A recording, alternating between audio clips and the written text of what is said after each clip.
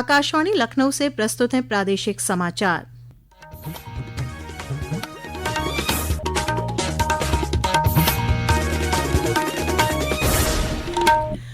मुख्य समाचार। राष्ट्रपति द्रौपदी मुर्मू ने मथुरा के गोवर्धन में दानघाटी मंदिर में पूजा अर्चना के बाद गोवर्धन पर्वत की परिक्रमा की, पौधारोपण कर पर्यावरण संरक्षण का दिया संदेश। अंतर्राष्ट्रीय वन दिवस के अवसर पर मुख्यमंत्री योगी आदित्यनाथ ने आज लखनऊ में राजकीय वानिकी संवाद कार्यक्रम को किया संबोधित। कहा, वन संरक्षण के लिए सभी को करना होगा प्रयास। प्रदेश में कई स्थानों पर आज भी हुई तेज हवा के साथ बारिश। मुख्यमंत्री ने बेमौसम वर्षा से फसलों को हुए नुकसान का आकलन कर किसानों को राहत पहुंचाने के दिए निर्देश। और हर्षोल्लास के साथ मनाया जा रहा है ईद उल फित्र का त्योहार। देश में अमन शांति और खुशहाली के लिए मांगी गई दुआ। नमस्कार, प्रदेश के समाचारों के साथ मैं श्वेता उपाध्याय और अब समाचार विस्तार से।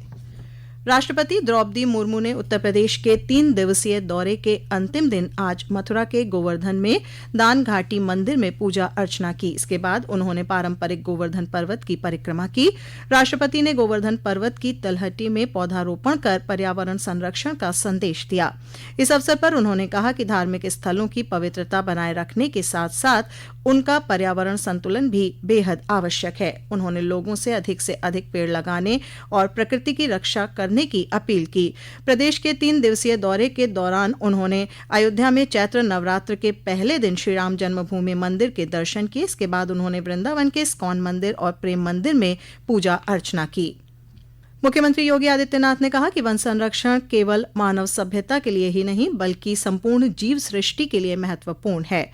अंतर्राष्ट्रीय वन दिवस के अवसर पर आज लखनऊ में राष्ट्रीय वानिकी संवाद कार्यक्रम को संबोधित करते हुए मुख्यमंत्री ने कहा कि वन संरक्षण के लिए सभी लोगों को अपने स्तर पर सतत प्रयास करना चाहिए। वन संरक्षण यह केवल मानव सभ्यता के लिए नहीं, जीव सृष्टि के लिए अत्यंत महत्वपूर्ण है और इसलिए जीव सृष्टि में सर्वश्रेष्ठ कृति ईश्वर की मनुष्य है। तो मनुष्य की सबसे बड़ी नैतिक जिम्मेदारी बनती है कि हम इस ओनरशिप को अपने ऊपर लें और वन के संरक्षण के लिए हम अपने स्तर पर प्रयास करें। मुख्यमंत्री ने कहा कि जब कोई अभियान जन आंदोलन बनता है तो सफलता सुनिश्चित होती है। उन्होंने कहा कि पिछले 9 वर्षों में उत्तर प्रदेश ने वनाच्छादन बढ़ाने में उल्लेखनीय उपलब्धि हासिल कर हरित विकास की नई दिशा स्थापित की है। पिछले 9 वर्षों में उत्तर प्रदेश के अंदर आदरणीय प्रधानमंत्री जी के मार्गदर्शन में हम लोगों ने अपने वन आच्छादन को बढ़ाने में सफलता प्राप्त की है। ये एक प्रयास है और मेरा मानना है कि इस प्रयास में हमें सफलता प्राप्त तब हुई जब हम लोगों ने इसे जन आंदोलन बनाने का कार्य किया। ये केवल वन विभाग का कार्यक्रम नहीं बन पाया। जब भी कोई अभियान जन आंदोलन बनता है तो उसमें सफलता प्राप्त होती है क्योंकि उसमें समाज उसको लीड करता है। मथुरा जिले के कोसी कला थाना क्षेत्र में फरसा वाले बाबा नाम से मशहूर गौ सेवक चंद्रशेखर की आज एक सड़क हादसे में मौत हो गई। क्षेत्र में तनावपूर्ण माहौल को नियंत्रित करने के लिए पुलिस को आंसू गैस और लाठीचार्ज करना पड़ा। वरिष्ठ पुलिस अधीक्षक श्लोक कुमार ने बताया कि क्षेत्र में स्थिति नियंत्रण में है। थाना कोसी में कल रात्रि लगभग 3 से 4 के बीच में शेखर और फरसा बाबा उनके द्वारा एक वाहन को संदिग्ध मान करके रोका गया था, जिसमें कि कल गहना कोहरा होने के कारण पीछे से एक ट्रक जो कि राजस्थान नंबर का था उसके द्वारा आकर उनको हिट किया गया, जिसमें कि उनकी मृत्यु हो गई। जो कंटेनर इनके द्वारा रोका गया था उसमें किराने का सामान पाया गया। इसमें गौ तस्करी की किसी प्रकार की कोई बात नहीं आई है। मुख्यमंत्री योगी आदित्यनाथ ने इस घटना का संज्ञान लेते हुए दोषियों के विरुद्ध सख्त कार्रवाई के निर्देश दिए हैं। उत्तर प्रदेश शिक्षा सेवा चयन आयोग ने उत्तर प्रदेश शिक्षक पात्रता परीक्षा यूपीटीईटी 2026 का विज्ञापन जारी कर दिया है। प्राथमिक और उच्च प्राथमिक स्तर की परीक्षा के लिए आयोग की वेबसाइट upessc.up.gov.in पर विज्ञापन देखा जा सकता है।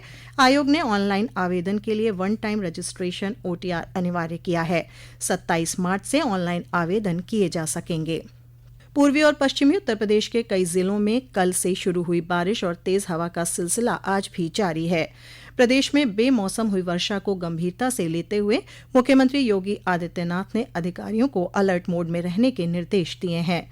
मुख्यमंत्री ने सभी जिलाधिकारियों को निर्देशित करते हुए कहा कि वे स्वयं फील्ड में निकलकर स्थिति का जायजा लें और प्रभावित क्षेत्रों में फसलों को हुए नुकसान का तत्काल आकलन कर राहत पहुंचाएं।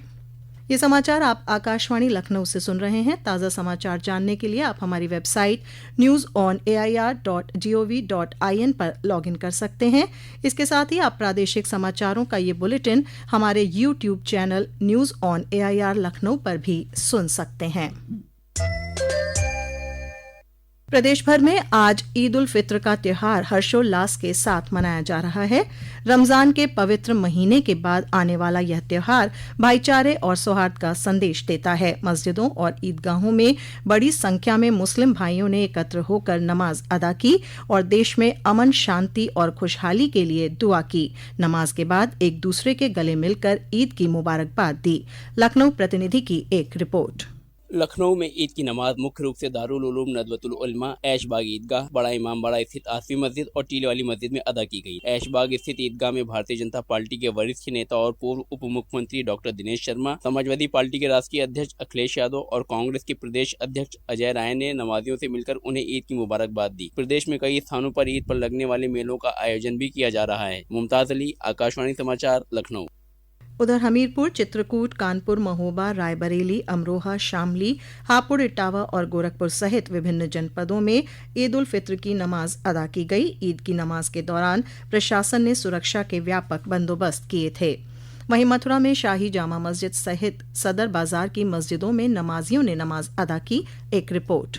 ईद को लेकर सुबह से ही मुस्लिम समाज के बच्चे, बुजुर्ग और युवाओं में काफी उत्साह, उमंग, खुशी देखते ही बन रही थी। नवीन पारंपरिक लिबास में नमाजी शहर की शाही ईदगाह मस्जिद, शाही जमा मस्जिद, सदर बाजार की मस्जिदों सहित वृंदावन के मथुरा दरवाजा क्षेत्र स्थित शाही जमा मस्जिद एवं गोरा नगर कॉलोनी स्थित मदीना मस्जिद में मुस्लिम भाइयों ने ईद की नमाज अदा कर नमाजियों ने अल्लाह से देश में अमन, चैन व खुशहाली की दुआ मांगी और एक दूसरे को गले मिल ईद की मुबारकबाद दी। मस्जिदों पर राजनीतिक और प्रशासनिक और पुलिस के अधिकारियों ने भी मुस्लिम भाइयों से गले मिलकर ईद की मुबारकबाद के साथ मिलजुल कर रहने का संदेश दिया। मोहम्मद उमर कुरैशी, आकाशवाणी समाचार, मथुरा। मुख्यमंत्री योगी आदित्यनाथ ने ईद उल फित्र के अवसर पर प्रदेशवासियों को हार्दिक बधाई और शुभकामनाएं दी हैं। मुख्यमंत्री ने कहा कि यह पर्व अमन, चैन और सौहार्द का संदेश देता है। उन्होंने कहा कि ईद के पर्व पर सभी को सद्भाव तथा सामाजिक सौहार्द को और सुदृढ़ करने का संकल्प लेना चाहिए।